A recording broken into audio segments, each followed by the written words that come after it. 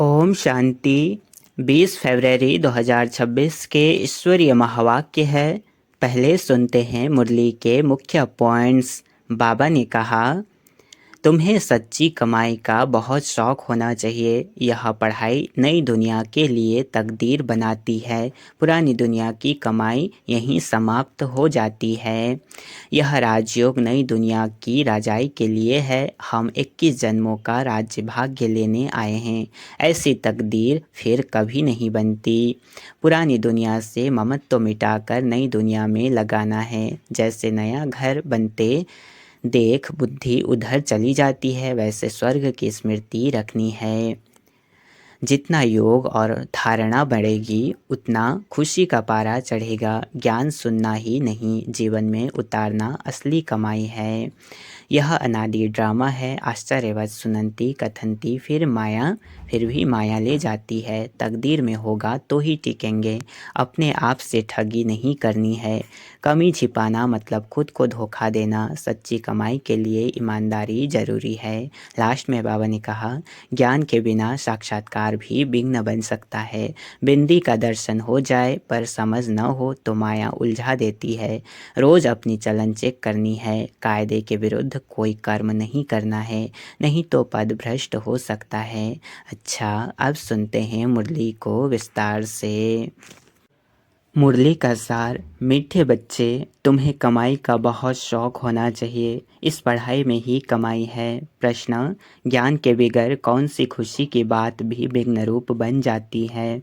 ज्ञान के बगैर कौन सी खुशी की बात भी विघ्न रूप बन जाती है? उत्तर, साक्षात्कार होना यह है तो खुशी की बात, लेकिन अगर यथार्थ रूप से ज्ञान नहीं है तो और ही मुझ जाते हैं।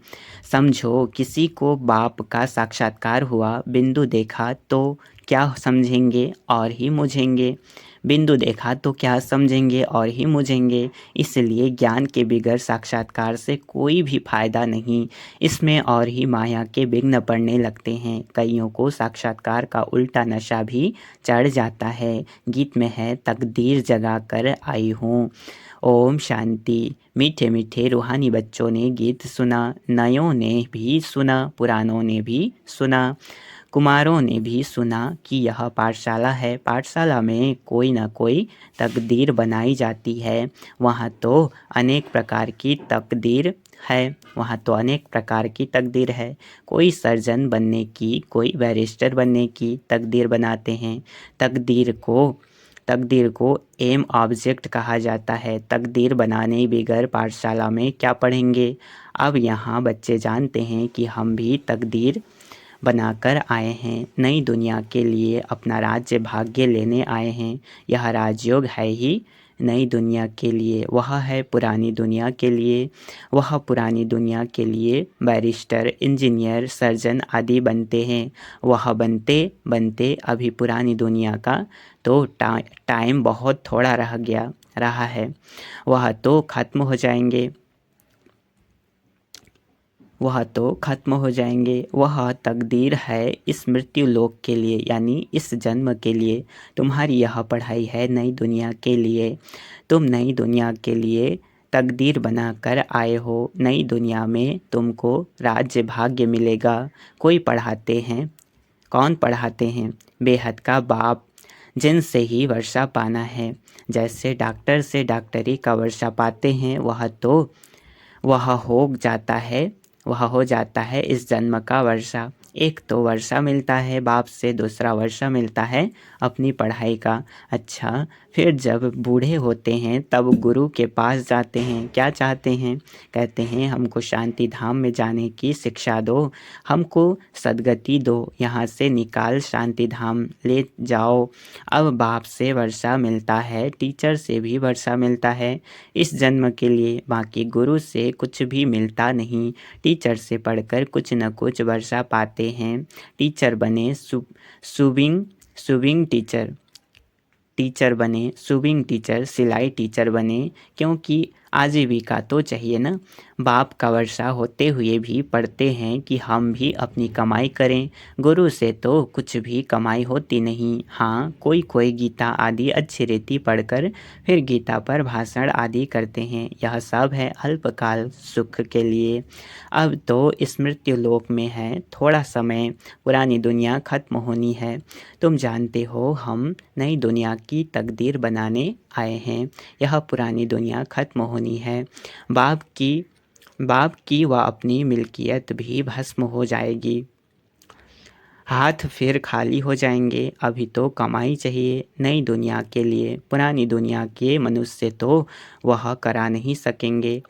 नई दुनिया के लिए कमाई कराने वाला है शिव बाबा। यहाँ तुम नई दुनिया के लिए तकदीर बनाने आए हो। वह बाप ही तुम्हारा बाप भी है, टीचर भी है, गुरु भी है, और वह आते भी हैं संगम पर। भविष्य के लिए कमाई करना सिखाते हैं। अब इस पुरानी दुनिया में थोड़े रोज हैं।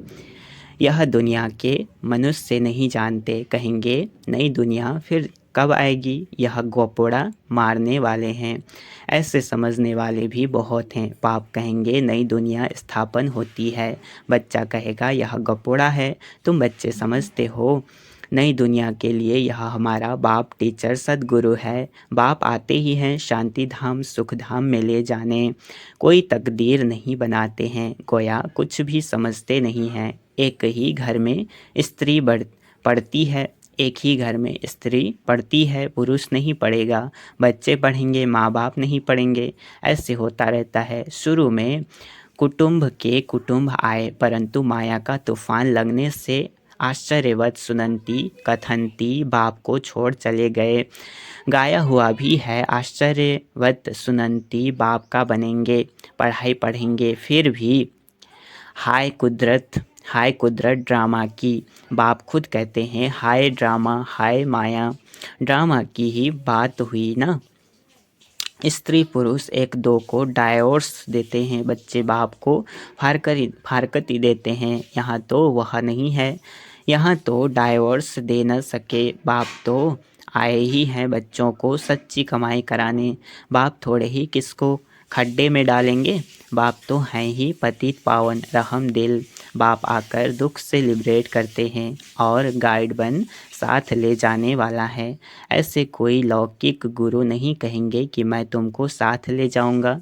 ऐसे गुरु कभी देखा, कभी सुना? गुरु लोगों से तुम पूछो, इतने आपके जो फॉलोअर्स हैं, तुम शरीर छोड़ जाएंगे फिर क्या इन फॉलोअर्स को भी साथ ले जाएंगे? ऐसे तो कभी कोई नहीं कहेगा कि मैं फॉलोअर्स को साथ ले जाऊंगा। यह तो हो न सके। कभी कोई कह न सके कि मैं तुम सबको निर्वाण धाम व मुक्ति धाम में ले जाऊंगा। ऐसा प्रश्न कोई पूछ भी न सके कि हमको आप साथ ले जाएंगे। शास्त्रों में है, भगवान वाच मैं तुमको ले जाऊंगा। मच्छरों सदृश सब जाते हैं। सतयुग में तो मनुष्य थोड़े होते हैं, कलयुग में तो ढेर मनुष्य हैं। शरीर छोड़ बाकी आत्माएं हिसाब किताब चुक कर चली जाएंगी। भागना जरूर है, इतने मनुष्य रह न सके। तुम बच्चे अच्छी रीति जानते हो, अभी हमको जाना है घर। यह शरीर तो छोड़ना है। आप मुए मर गई दुनिया। अपने को सिर्फ आत्मा समझ बाप को याद करना है। यह पुराना चोला तो छोड़ना है। यह दुनिया भी पुरानी है। जैसे पुराने घर में बैठे हुए नया घर सामने तैयार होता रहता है तो समझेंगे हमारे लिए बन रहा है। बुद्धि चली जाएगी नए घर तरफ। इसमें यह बनाओ, यह करो। ममत तो सारा पुराने से मिटकर नए में जुट जाता है। वह हुई हद की बात। यह है बेहद के दुनिया की बात। पुरानी दुनिया से ममत तो मिटाना है और नई दुनिया में लगाना है। जानते हैं यह पुरानी दुनिया तो खत्म हो जानी है। नई दुनिया है स्वर्ग, उसमें हम राजाई पद पाते हैं। जितना योग में रहेंगे, ज्ञान की धारणा करेंगे, औरों को समझाएंगे, उतना खुशी का पारा चढ़ेगा। बड़ा भारी इम्तहान है।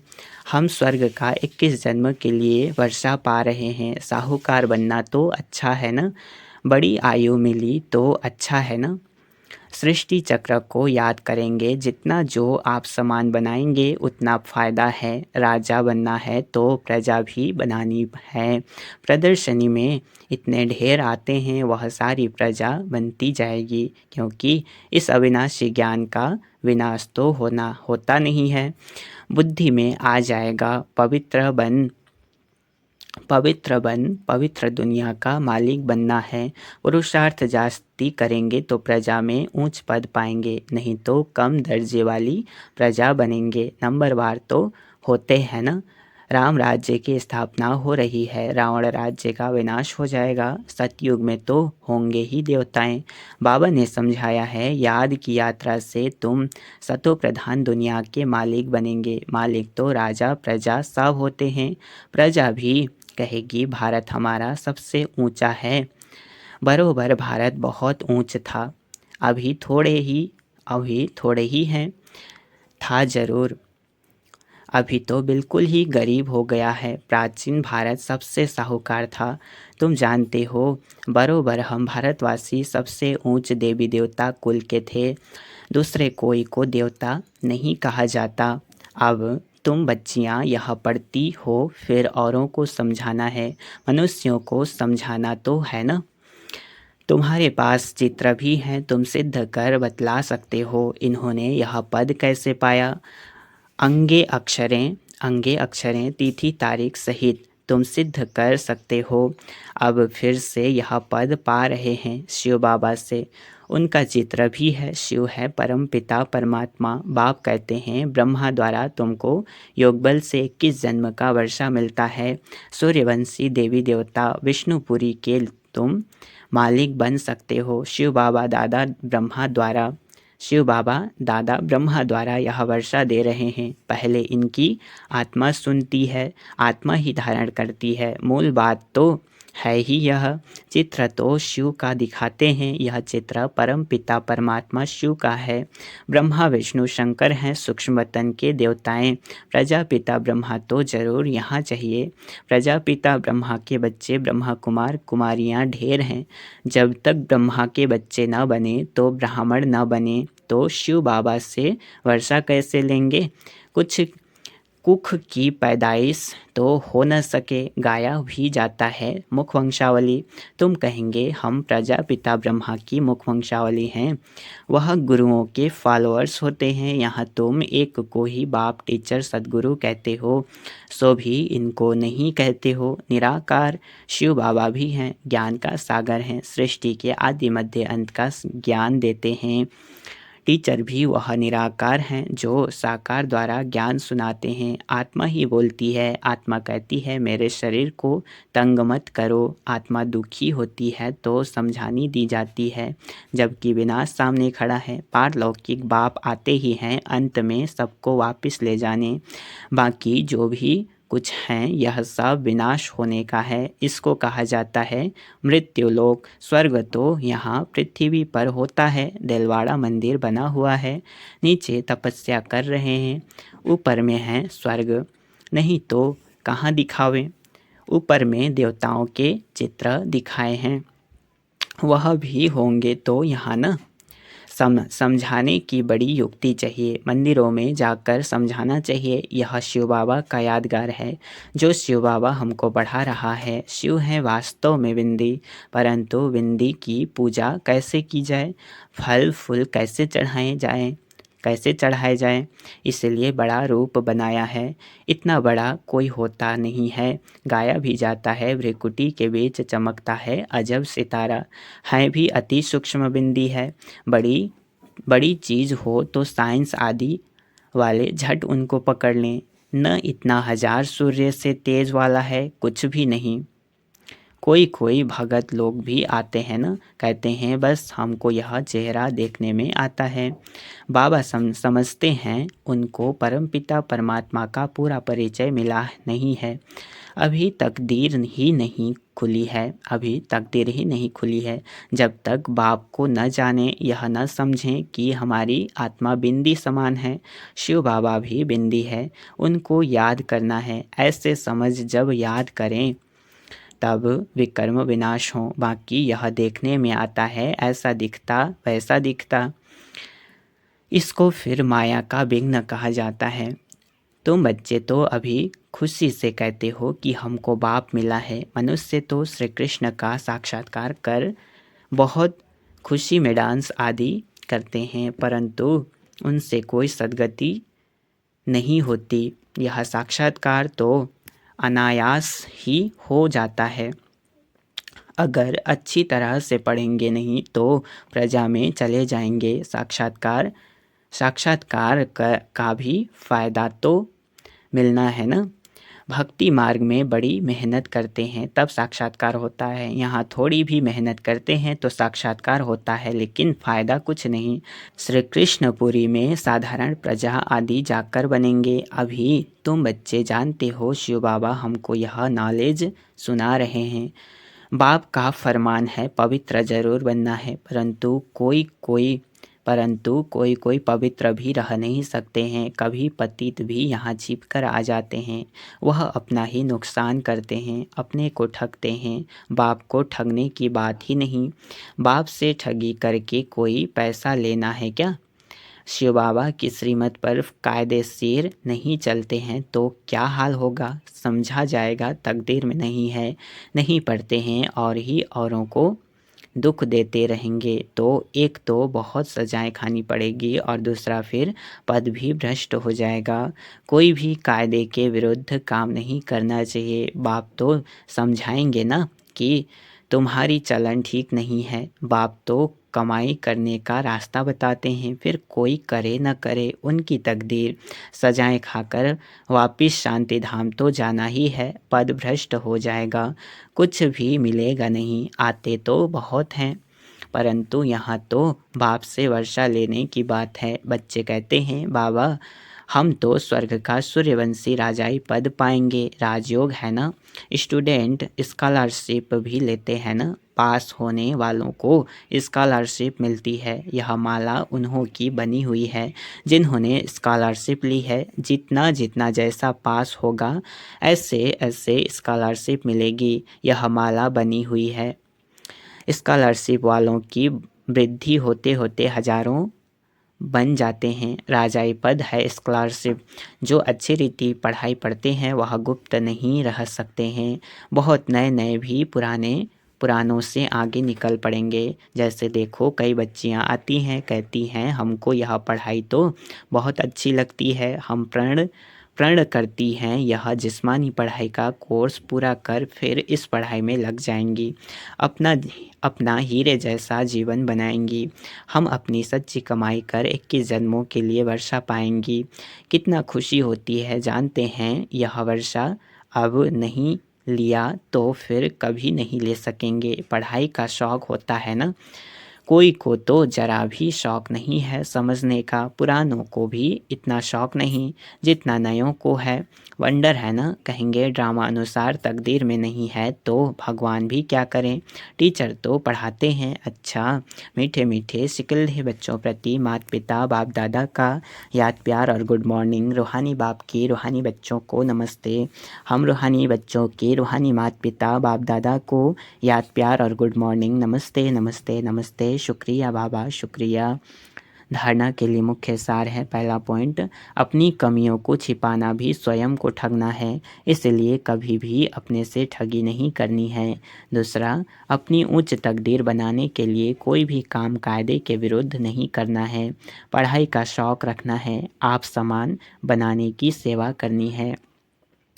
वरदान याचिका, अमृत वेले की मदद व श्रीमत की पालना द्वारा स्मृति को समर्थवान बनाने वाले स्मृति स्वरूप भाव। क्या कहा? अमृत वेले की मदद व श्रीमत की पालना द्वारा स्मृति को समर्थवान बनाने वाले स्मृति स्वरूप भाव।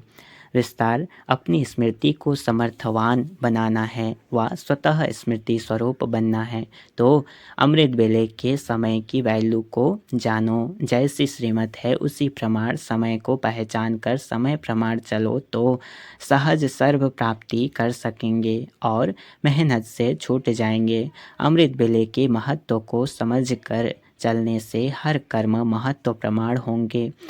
उस समय विशेष साइलेंस रहती है। इसलिए सहज स्मृति को समर्थवान बना सकते हो। स्लोगन: याद और निस्वार्थ सेवा द्वारा मायाजीत बनने वाले ही सदा विजयी हैं। याद और निस्वार्थ सेवा द्वारा मायाजीत बनने वाले ही सदा विजयी हैं। अव्यक्त इशारे: एकता और विश्वास की विशेषता द्वारा सफलता संपन्न बनो। संगठित रूप में आप ब्राह्मण बच्चों की आपस के संपर्क की भाषा अव्यक्त भाव की होनी चाहिए, जैसे फरिश्ते अथवा आत्माएं आत्माओं से बोल रही हैं। इसके लिए किसी की सुनी हुई गलती को संकल्प में भी न स्वीकार करना और न कराना। ऐसी जब स्थिति हो तब ही बाप की जो शुभ कामना है एकमत संगठन की, वह प्रैक्टिकल में होगी और आपके द्वारा बाप प्रत्यक्ष होगा। अच्छा, ओम शांति।